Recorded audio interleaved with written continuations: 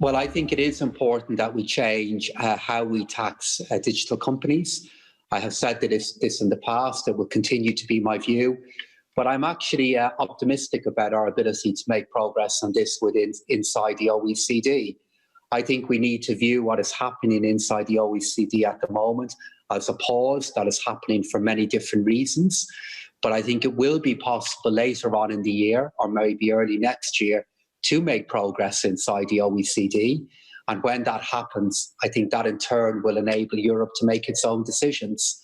I have a genuine concern that we don't do anything at the moment that might further destabilise where we are with trade, or destabilise where we are with getting jobs back and resuming normal trading between different countries.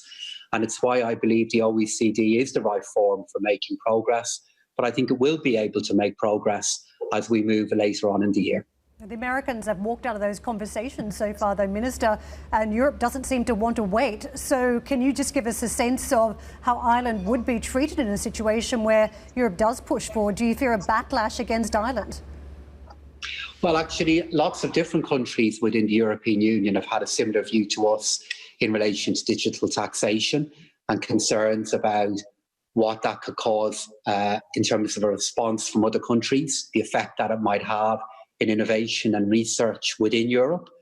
But this goes back to my point there about the OECD. It is the case at the moment that our colleagues in America have decided not to engage for now in the OECD process in relation to digital taxation.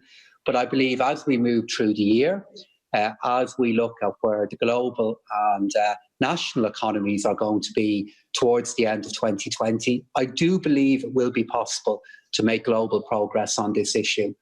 You know, Ireland has been part of a big journey in relation to corporate taxation in recent years that has taken place all over the world. We want to continue to be part of that journey in the future as well.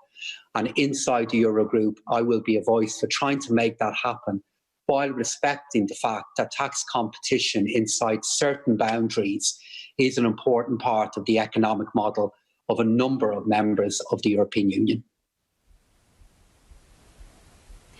Minister, without a digital tax, where can EU members find new financial resources to repay for this additional debt that they will be incurring?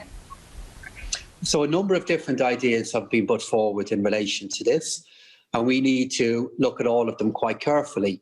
I think, for example, there is merit in the work in relation to plastics and taxation on plastics, but I acknowledge that that idea in particular might not yield all of the revenue that might be needed to make progress in how we can fund the recovery fund. So from what we're going to do from an Irish point of view is we're going to approach each of the ideas that have been put forward by the European Commission in an open and a constructive way, because I do acknowledge we're going to need to find new ways of paying for a really important strengthening of the architecture of the European Union in the recovery fund when agreement is reached on the recovery fund. And I believe and hope that all other members of the EU are approaching these kind of proposals in the same way.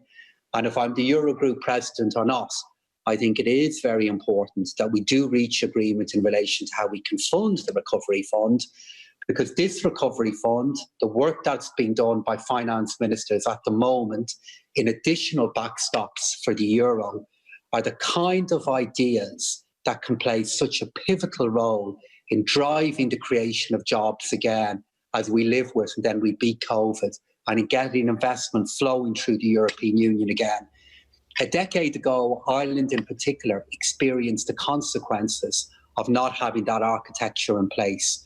And I think it's really important we work collectively to put it in place now, and we look at the different ideas that have been put forward by the EU and try to make progress on them in a constructive way, because that's the essence of Irish membership of the European Union.